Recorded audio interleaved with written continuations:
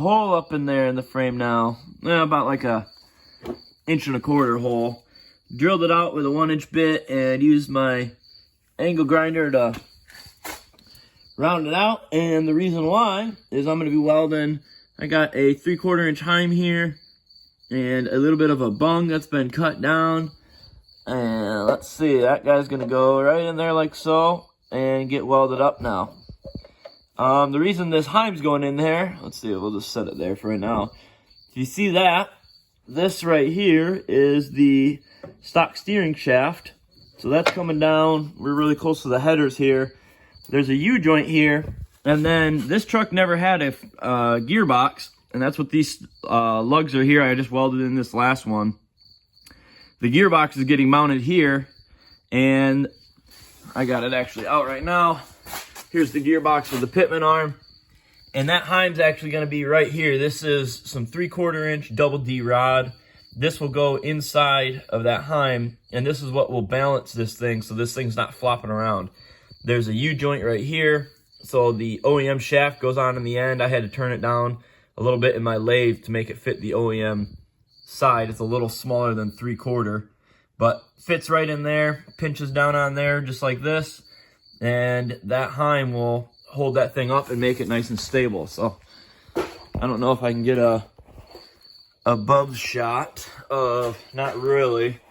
There's a lot of stuff coming in our way, but that shaft comes in through there and yeah, right in there.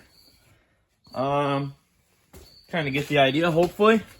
Figure before I get the GoPro back in here and hop on here and get the welder out and start welding that in.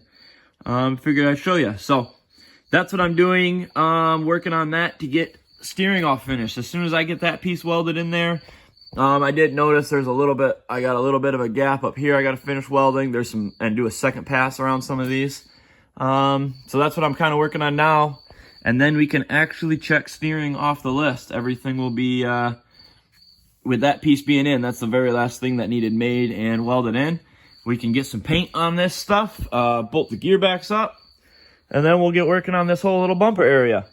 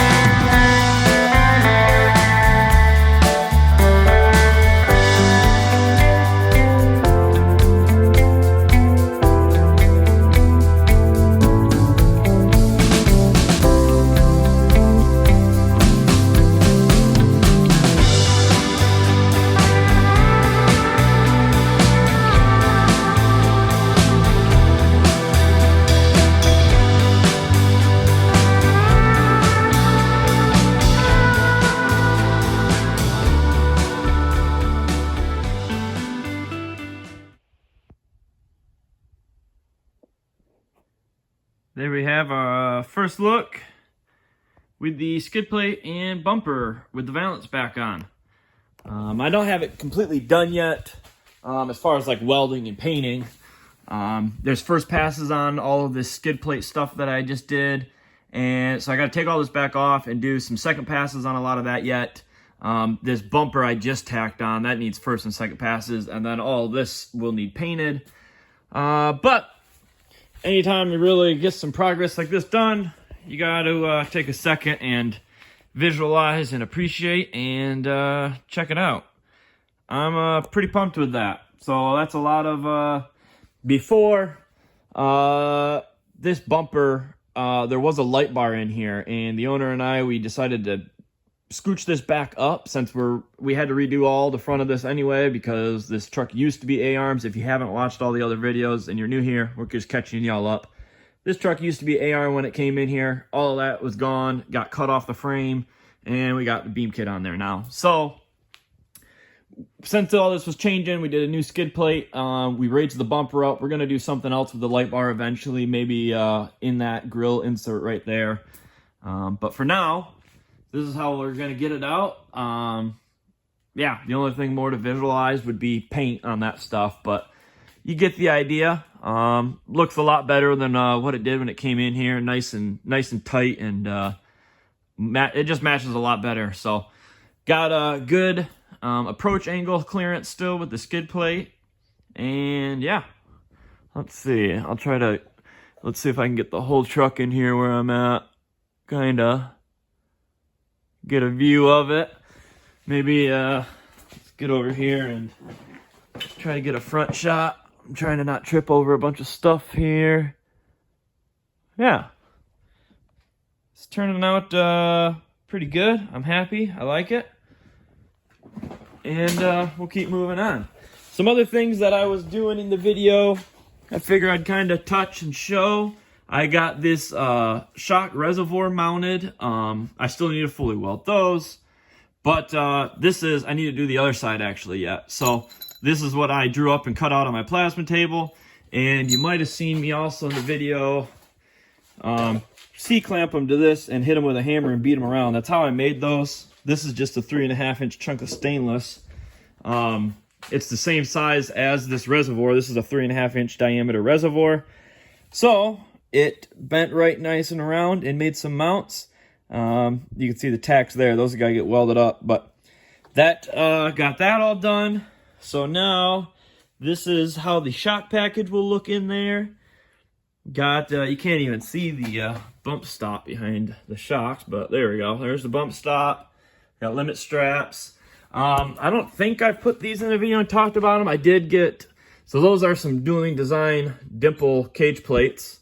I got those from him a couple weeks back and used those to get that on there. This isn't painted yet because there's still more tube work to go into this. I've got to tie the cab cage. It's kind of something I've been working on, getting the front end all wrapped up to get back to finishing all the cage stuff. I got the window out right now, but that's kind of something we're going to get back to. So this video, we're kind of just touching on the stuff that we did and where we're going. So I need to, that'll be about the next thing actually that I'm working on, is just kind of doing the other verses, the other sides on stuff that you just saw me do in this video. So I've got the shock to get on there. I still have wiring to all approach. We'll bring that up in, that'll be another video.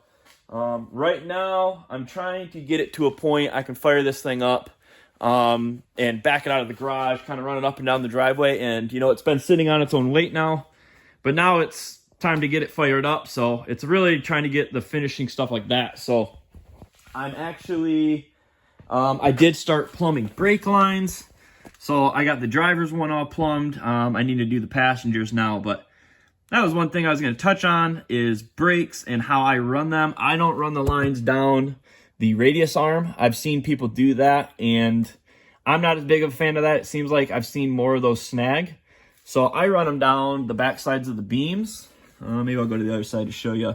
And then I got some stainless AN line that for the steering and having flexibility there. I have a tab that's going to go off this shock tab here because this is a little flimsier or floppy than I like. So I'm going to have it attached around the stainless line there to fix that and then still have the flex. So what I did do is on the back of the beam, I've got some zip tie tabs. I'm not a fan of using like the, what do you call them, self-tapper screws. See a lot of that stuff, that just puts a hole into your beam or whatever you're drilling them to, and then water can get in there and they can rust. I'm a big fan of zip ties. They just work because anytime you tear stuff apart, you cut them all off and then you clean your stuff and then you put it all back on with new zip ties. So very easy and cost effective and cheap. So the back sides of my beams have these zip tie tabs. There's 3 of them, and you can see then the brake line.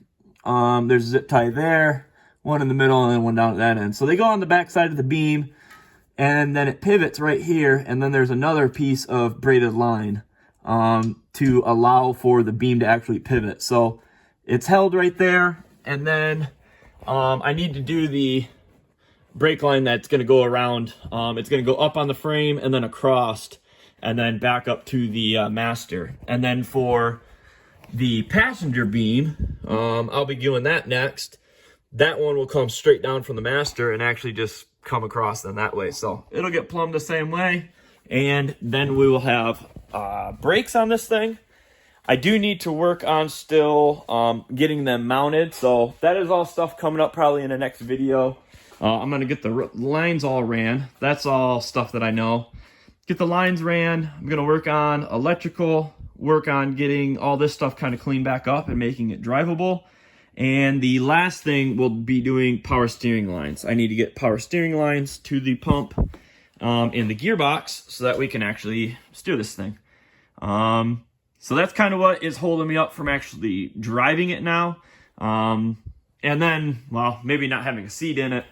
The list is still long in that type of sense, but back to what we did in this video. That was what I was getting at. I saw, I had mounted that, welded that bung, and you can now see that Heim with that double D rod running through it with the factory U-joint right there. And now the steering is all tight. I have it down on pavement again, so I can't steer it with the wheel, but if I jacked it up in the video there and was steering it with the wheel. So that's all cool. That was the first time I was able to actually do that. Yeah, this thing's been on here so long, I'm starting to get a little surface rust. I gotta Scotch-Brite this up and get this thing done and painted. Anyways, I think that's kind of most of it of what I was doing in this video. Yep. Yeah, I had a brain fart there. This is gonna wrap it up. I got nothing more to say. I was just standing there frozen. Thanks for watching my channel. Thanks for keeping up to date on everything I'm doing and the people that support me. Appreciate you. Very soon we'll have this thing out on the sand and some videos ripping. Catch you next time. Peace.